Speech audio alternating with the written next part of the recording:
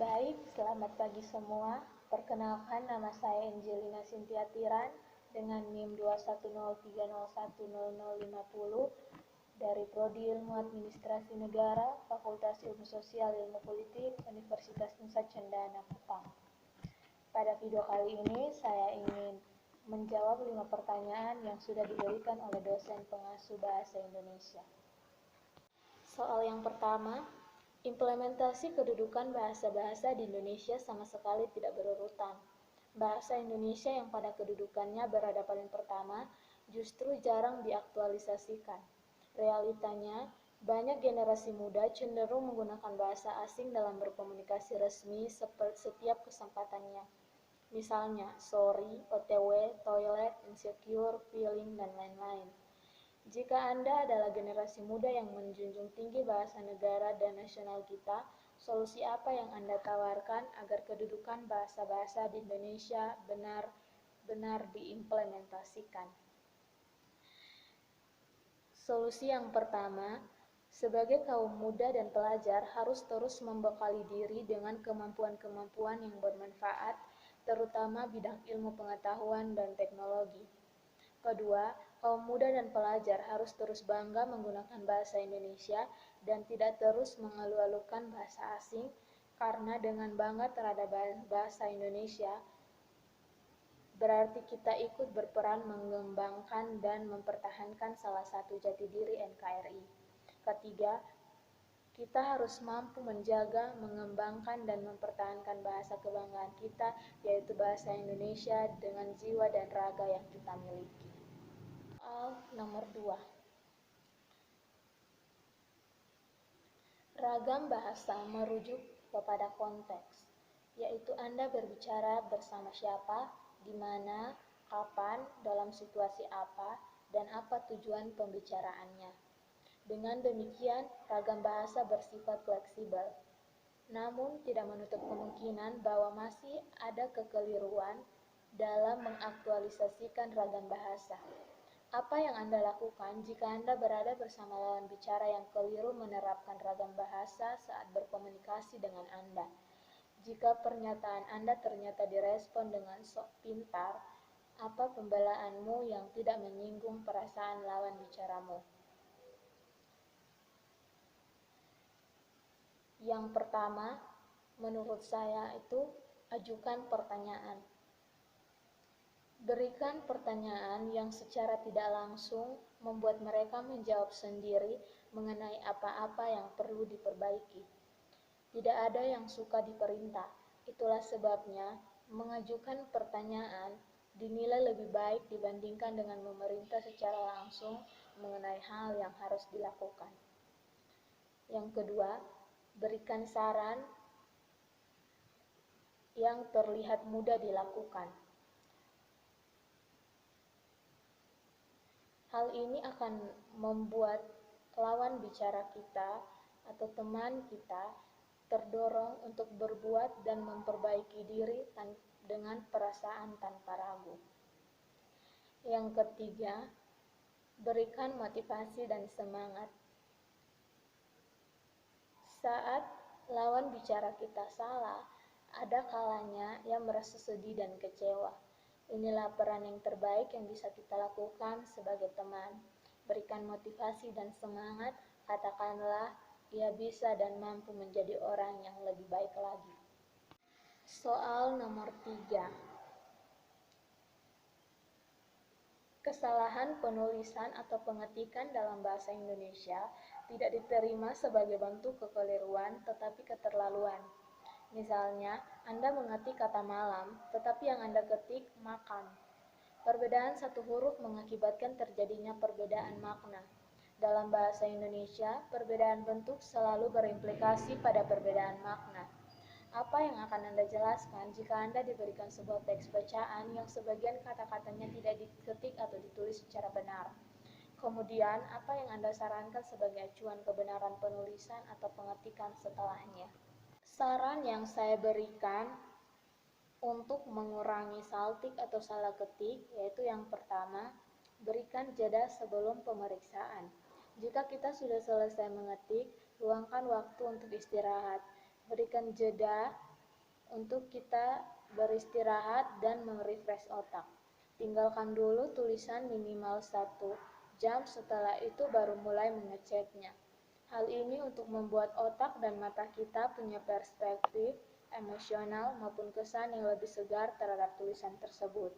Jadi, bisa lebih fokus melihat tulisan yang ada.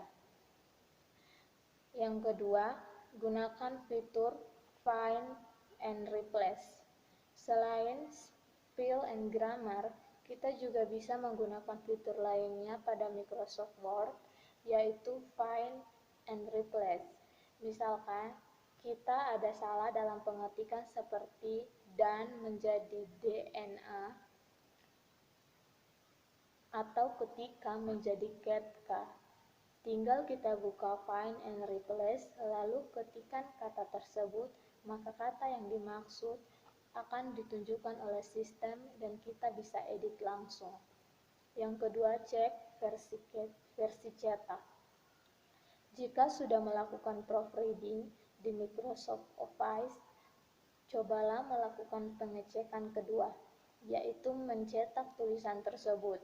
Biasanya, tampilan yang berbeda membuat otak dan mata kita mengartikan tulisan sebagai hal yang baru, sehingga jauh lebih fokus ketika dibaca. Format saat mencetaknya pun bisa seperti buku atau koran agar tampilannya terlihat berbeda. Hal ini bertujuan untuk membuat kita lebih fokus, ditambah versi bisa kita tandai saltik tersebut.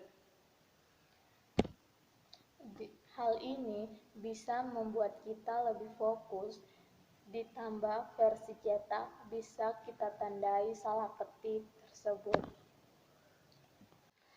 Jika kita diberikan teks yang sebagian kata-katanya diketik atau ditulis secara benar, dan untuk mengecek kembali atau merevisi kembali, yang harus kita lakukan adalah fokus. Saat mencari salah ketik atau saltik, kita harus fokus tak hanya pada kata, tetapi juga sampai ke ejaan yang diterjemahkan. Ada 3 cara yang perlu kita lakukan jika ingin melatih fokus, yaitu paksa diri untuk membaca setiap kata. Jika tidak ingin membaca bersuara, misalnya karena kita sedang berada di kantor dengan ruangan bersama, kita bisa melakukan pembacaan terfokus ini. Cara mudahnya adalah dengan membaca sembari menggunakan ujung pensil atau pulpen sebagai penanda penggaris yang diletakkan di bawah baris tulisan yang sedang dibaca untuk memastikan tidak ada baris kalimat terlewat atau terloncat. Buat sistem pengecekan terpisah. Cara ini membuat kita membaca berulang kali. Contohnya seperti ini. Pembacaan pertama khusus untuk mengecek kata, pembacaan kedua khusus untuk mengecek tanda baca, pembacaan ketiga khusus untuk mengecek ejaan yang diterjemahkan, pembacaan keempat khusus mengecek data dari pihak ketiga seperti tabel, kutipan, nilai, grafik, dan lainnya. Pembacaan kelima khusus mengecek format tulisan. Begitu seterusnya sesuai dengan nyamannya masing-masing. Cara bertahap ini menjadikan fokus kita lebih jelas dan terarah sehingga ketelitian semakin terjaga. Baca terbalik mulai dari akhir ke awal. Banyak yang mengatakan bahwa cara ini cukup efektif untuk membuat otak kita merasa ganjil sehingga lebih detail dalam mencari saltik atau lebih fokus pada huruf dan kata. Lalu, saran yang saya berikan untuk menghindari salah ketik atau mengurangi terjadinya salah ketik, yaitu yang pertama, gunakan spell dan grammar. Biasanya orang menggunakan sebuah penulisan menggunakan Microsoft Word. Nah, dalam aplikasi ini terdapat fitur bernama Spell and Grammar Checker. Fungsi utama fitur ini adalah untuk soal nomor 4, carilah dan tulislah paling kurang 15 kata yang salah, kemudian ubahlah menjadi benar yang disertai dengan alasannya. Setelahnya, Anda memberikan penjelasan secara lengkap tentang 3 kaidah bentuk dan diksi. kebenaran, ketepatan, dan kelaziman.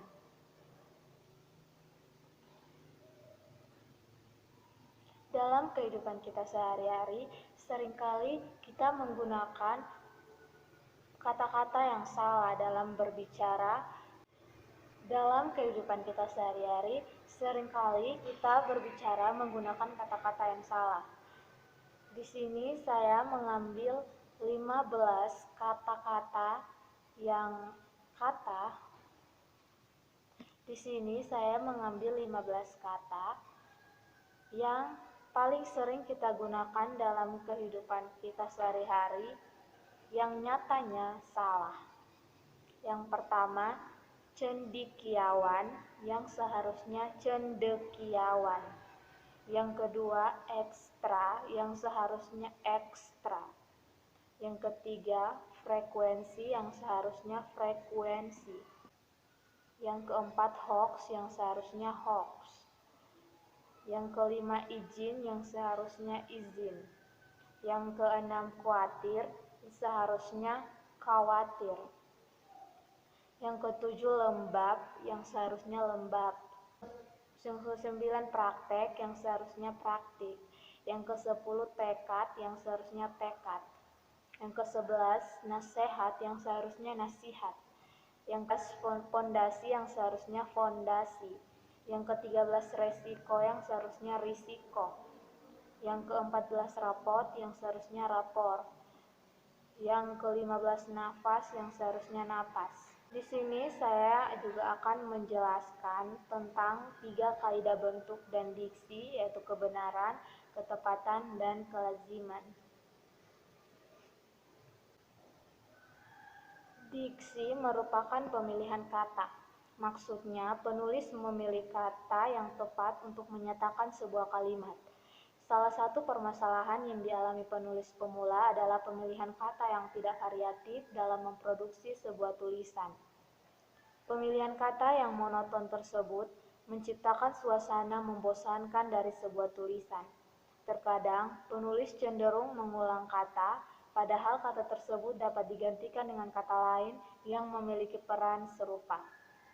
Contoh, Cinta pergi ke kampus pagi ini, lalu pergi ke perpustakaan untuk mencari buku, lalu ke kantin makan siang bersama teman-teman sampai sore, lalu pulang ke rumah. Terjadi pengulangan kata, khususnya pemilihan kata hubung lalu. Kata tersebut akan lebih baik jika direvisi seperti berikut ini. Cinta pergi ke kampus pagi ini, lalu pergi ke perpustakaan untuk mencari buku. Setelah itu, dia pergi ke kantin makan siang bersama teman-teman, kemudian pulang ke rumah di sore hari. Pemilihan kata menjadi poin penting dalam penyusunan kalimat yang efektif. Contoh kalimat tersebut tidak memenuhi syarat dalam pemilihan kata, sehingga menjadi kalimat tidak efektif. Ada 3 syarat dalam memilih kata, yaitu kebenaran, ketepatan, dan kelaziman. Yang pertama, syarat kebenaran. Kata yang benar adalah kata yang mengikuti kaidah tata bahasa, morfologi, dan sintaksis. Contoh, Bu Chandrika sudah mengetahui tentang berita itu. Yang kedua, Bu Chandrika sudah tahu tentang berita itu. Manakah kata yang tidak benar dari kedua kalimat di atas? Jawabannya, pada pemilihan kata tentang, kata mengetahui tergolong verba transitif yang dapat diikuti secara langsung oleh objek atau berita itu.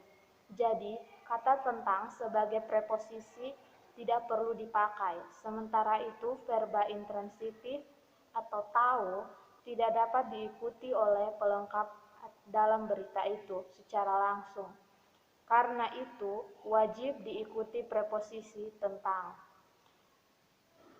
Kalimat yang sudah direvisi, Bu Chandrika sudah mengetahui berita itu tanpa tentang, dan Bu Chandrika sudah tahu tentang berita itu dengan tentang.